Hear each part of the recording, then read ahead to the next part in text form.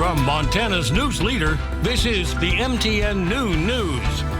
Good afternoon and welcome to your MTN Noon News this Friday. I'm Charlie Klepps.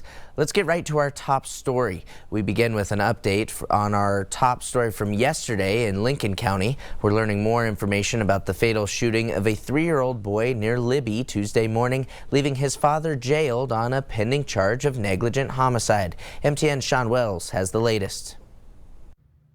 The Lincoln County Sheriff's Office responded to a report of a child who had been shot on Granite Creek Road near Libby Tuesday morning. Lincoln County Sheriff Darren Short reports the child was treated at the scene and then taken to Cabinet Peaks Medical Center, where the child later died. The boy's father, 24-year-old Timothy Moore, was arrested following an investigation. Court documents state that Moore appeared to be in an altered mental state when deputies arrived on scene. Moore told deputies that he was standing outside when he heard a popping sound. He said he ran back inside and found his child holding a firearm with an apparent gunshot wound to the head. In court documents, law enforcement report that Moore had a handgun in his pants pocket and observed track marks on his arm consistent with drug use. Inside the home, detectives found a glass pipe and a container with a crystal-like substance similar to methamphetamine. The 3-year-old's body is being taken to the Montana State Crime Lab in Missoula so that an autopsy can be performed. Moore is being held at the Lincoln County Detention Center on a $500,000 bond.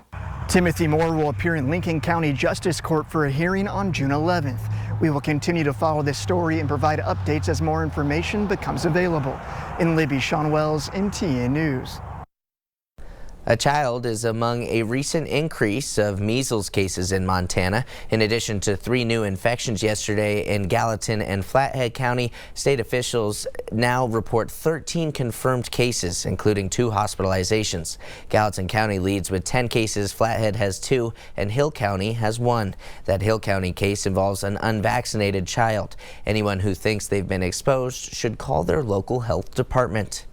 That additional case of measles reported in Gallatin County was part of that slow increase statewide since the illness was first reported in the county back in April. And that county still has recorded the most cases in the state, as we've said. MTN's Heaven Van spoke with health officials about what this means for the community and how to protect yourself and your family. Measles has been slowly on the rise in Gallatin County after 5 cases were first confirmed in April. Since then, 5 more cases have been confirmed, bringing the total to 10 cases in Gallatin County. And we will continue to monitor the situation. We have summer travel coming up. We have visitors who are coming to our communities, and we're also visiting other places as well. So we may see additional cases. In just the last week, 2 additional cases were confirmed by the health department, one of the afflicted adults having been vaccinated for measles previously. While the MMR vaccine is highly effective, 97% effectiveness rate, it's not 100%. No vaccine is going to be 100%. And so there are possibilities for breakthrough cases. That it should not erode the trust in the effectiveness of the vaccine. Bozeman Health's infectious disease doctor Peter Bulger says he has no problem continuing to recommend vaccine as the best protection against measles. There's this myth that natural immunity is better than vaccine immunity. And that's, number one, just not true. And number two, in the measles case, there's 2 long-term effects that you will only get from infection and not from vaccination that are quite serious. Bulger adds that the vaccine has over 70 years of proven safety and effectiveness, and the health department says they've seen an increase in vaccinations since the first case appeared in April. So I can report that for the health department, we've seen about 150 additional individuals come in and get vaccinated. That's a good uptick, and we'd like to see that continue as well. The health department has listed Casey's Corner on Valley Center Drive as an active public exposure location and warns anyone who is there on May 20th from 7 a.m. to 10 a.m. to look out for symptoms. More than 90% of people around here are vaccinated against this, which is really going to prevent this from being anything like the COVID pandemic. Visit our website for more information. In Bozeman, Heaven Van, MTN News.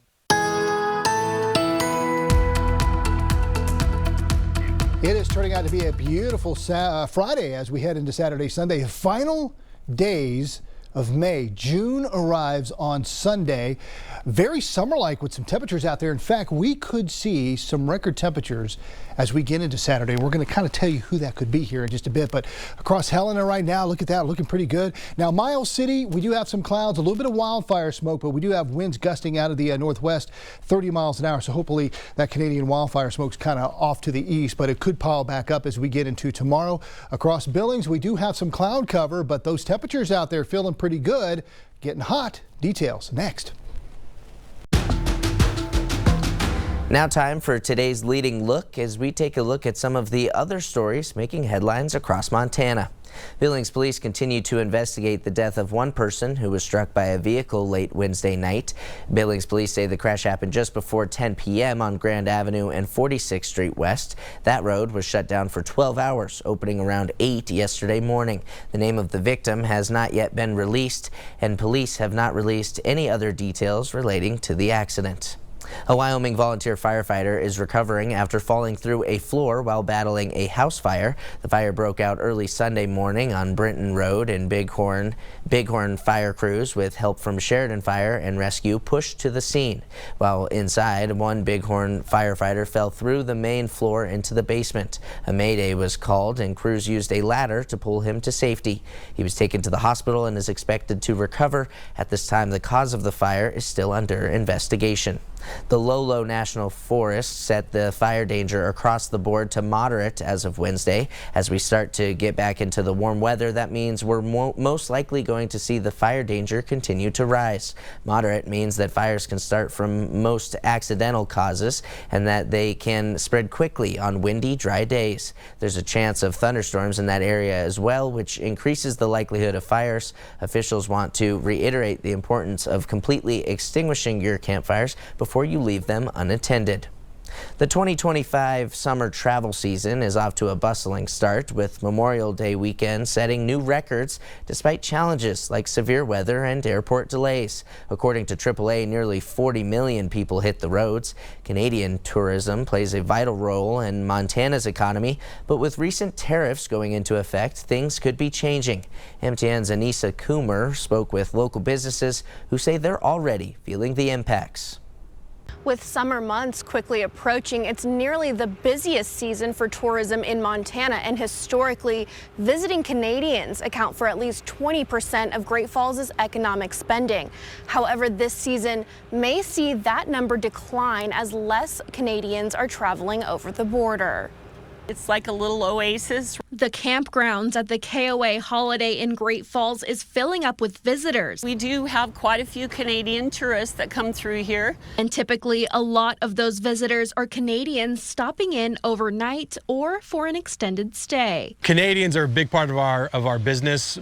We love the Canadians. We welcome here with open arms. However, of the dozens of campers parked, only one Canadian license plate is present. I would say the feel of it, we're definitely down a little bit with Canadians year over year for at least the snowbird traffic. Slower Canadian traffic to Great Falls may be right. In April of 2024, 40,625 travelers crossed at the Sweetgrass Port of Entry. In April of this year, just 32,658 entered the U.S., a nearly 20% decline. Still, the busy season is yet to come, and the campgrounds are expecting their usual summer crowd. I wouldn't say anything too alarming for us. We're hoping it picks back up here for our normal summer traffic here in a few weeks. During the middle of the summer too, families coming down to visit Glacier. Actually, a lot of them come down to shop in Great Falls too. When they do come to shop, many stop downtown at Dragonfly Dry Goods. They want like just the fun, everyday, gifty kind of things.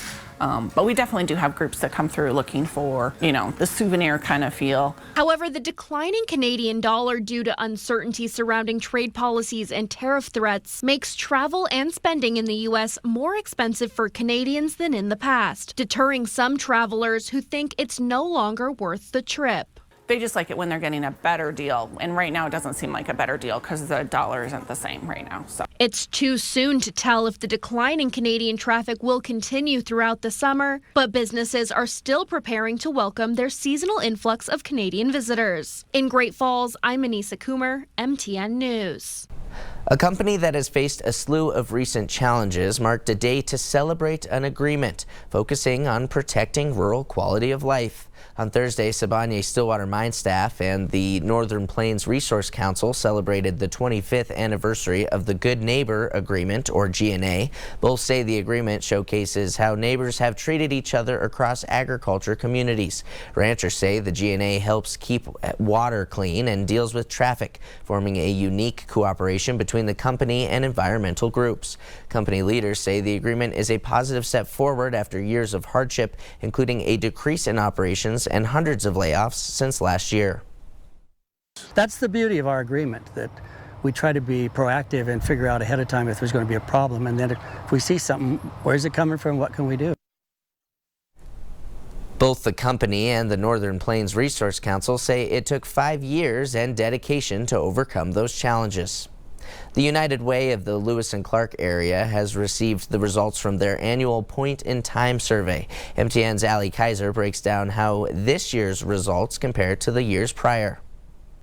Survey results from the annual point-in-time survey put on by the United Way of the Lewis and Clark area show a decrease in homelessness on paper, but that might not necessarily be true.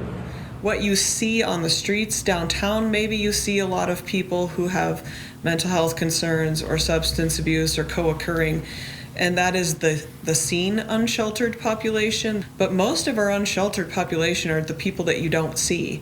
They're living doubled up, they're living in campers and cars, tucked away, they're living up in the mountains. The point-in-time survey looks to find statistics for the unsheltered population in our community and is conducted at the end of every January. The survey included roughly 20 questions like, where are you sleeping tonight? And is this your first unsheltered episode? United Way puts on the survey in a variety of ways, hosting free dinners, sending them to their service partners, and canvassing around town. We counted 45 vehicles that were occupied, and what we don't do is knock on the window of an occupied vehicle and ask them to do the interview just for safety reasons. This year, the results showed a population of 143 unsheltered people in our community, which is a decrease of 38 people from last year. This year's results included 34 children, 12 veterans, and 58 individuals with disabling conditions. The United Way says while these results show a decrease in the unsheltered population on paper, that might not be accurate, as only 4 out of their 25 partner shelters or transitional facilities completed the surveys or were counted by the U.S. Department of Housing and Urban Development. The response rate was lower this year. We're trying to work with our partner agencies to find out either why they weren't able to complete the surveys or why they weren't counted. United Way says some places like Instar Community Services, which is a sober living facility, is not able to be counted, even when they had 16 people living there the day of the survey and may have been homeless otherwise. That does lead to a lower number. Unfortunately, that leads to lower funding for services in the community. That doesn't directly affect United Way necessarily, but it affects our partners and it affects the clients. In Helena, I'm Allie Kaiser, MTN News.